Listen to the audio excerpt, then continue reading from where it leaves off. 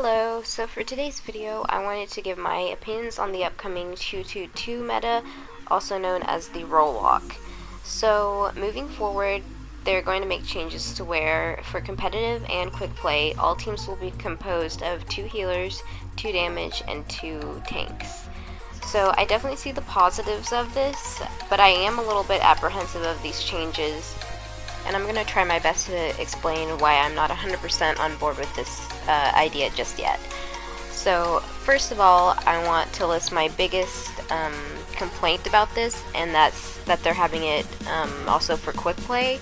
I feel like it's not really necessary to have such restrictions on quick play, because quick play is just there, you know, to have fun with the game, and a lot of people use it just as a warm-up for competitive anyways. So, I mean, if they have discussed that they had an idea of having how quick play is now as an arcade mode, but unless they have it in an arcade mode that's there permanently, like if they have it as one of the daily or weekly arcade modes, then I wouldn't be too happy about that. Because sometimes, you know, you need a break from competitive to just play quick play real fast, or, you know, you want to use it to warm up like I said earlier. So that's my biggest complaint about it so far, and it's something that's really easily avoidable. Like I said, if they just have it as a permanent arcade mode, then I'd be fine with that, because then you can still always play quick play without having the role lock issued. My second complaint would be that role lock will limit teams being able to surprise each other or have you know, different team comps from one another, but that's kind of like, you know, the whole point. So it's kind of also a good and a bad thing, allowing teams to have that freedom. So I understand why this rule is placing a little bit of restrictions on them. And I've heard people say that that means it's limiting the creativity of team compositions. And I see both points, because yes, like, you can't run super crazy comps like, you know, goats. Like, you can't have 3 healers, 3 tanks, or you can't have like 5 DPS and 1 healer, which a lot of people can't pull off those types of team compositions successfully, but some people can. So those people won't be able to do that anymore. But it sets a good standard for all teams to try to build around, and so I understand how that kind of balance change is good for the game. And I am looking forward to being able to see how my different ranks will be for, like, especially tanks and healer, because I consider myself to be pretty evenly ranked for my diva gameplay and my healing. But that's the thing, for my tanks, like, I'm basically a diva one-trick. I can play Orisa and Zarya sometimes, but I'm just most comfortable and have the most fun playing diva. So that'll be really exciting and interesting for me personally to see how I rank, because I'm a lot more well-versed in the different healers and tanks. So I wonder if that kind of flexibility will hurt or help my case. So yeah, that was another thing that I thought was really cool about this role lock, is that you'll have different placements and SR for each role. So if you're just a healer main, you literally just have to do 5 placements to get your healer account placed, and then you'll be done. So, and I also think this provides a chance to motivate people to learn other roles if they were just, you know, previously a one-trick in DPS or healer or tank or whatever. And from what I've seen on the PTR of people testing out the role lock, is that since of course support is the least, I don't want to say the least picked, but the least favorite, and there's not a wide variety of supports to choose from when compared to DPS, which is what everyone loves to play, that they tried adding a reward system for if you queue into a game playing support, you get, I believe,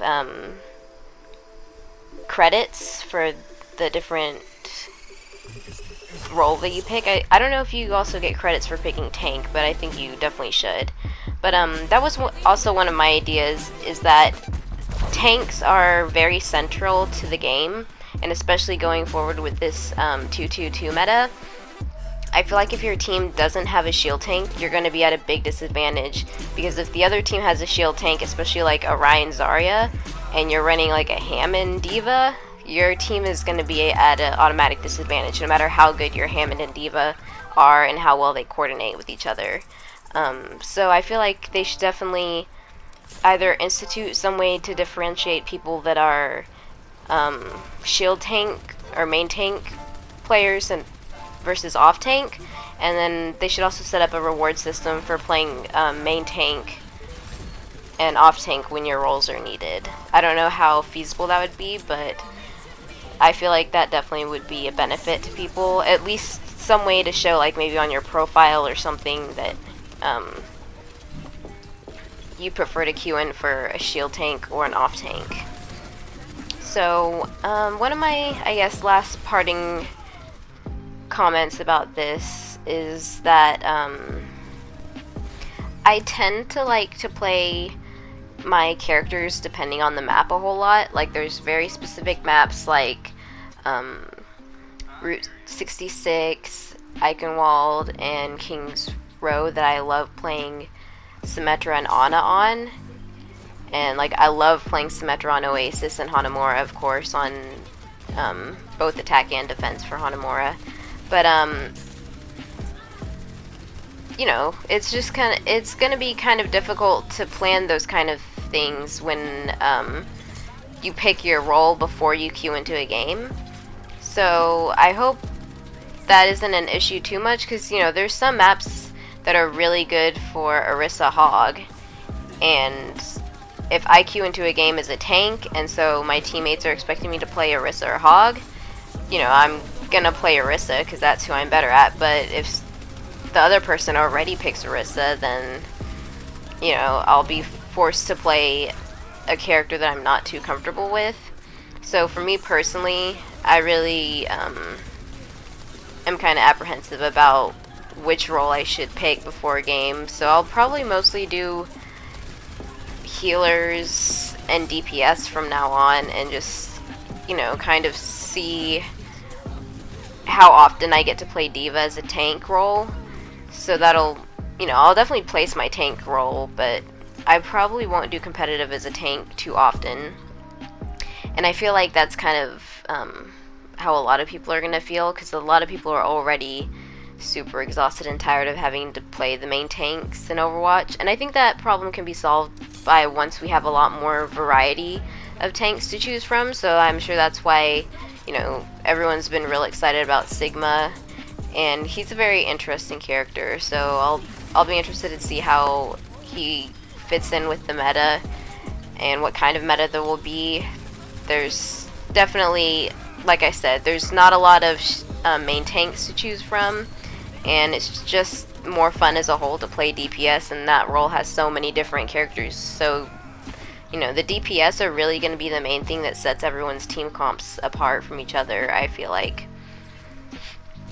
Anyways, I'd love to hear everyone's comments down below on what you think about the role lock, what you think about tanks. Should there be like a main tank and off tank selection of some sort before you queue in? Or like, because not everyone has their profile public, so you aren't always going to know who mains what kind of tank whenever they choose tank role. I'd love to hear your comments on everything down below, and I'll definitely update another video once these changes are implemented. Live servers for everyone, not just on PTR. That way it'll be on PS4, because that's what I play. And also, I don't know if it'll happen the same time Sigma's release, but even if it does, he won't be in competitive right away. So I'll definitely upload a video talking about my thoughts on him as well. So I hope you enjoyed this video, and thanks for watching.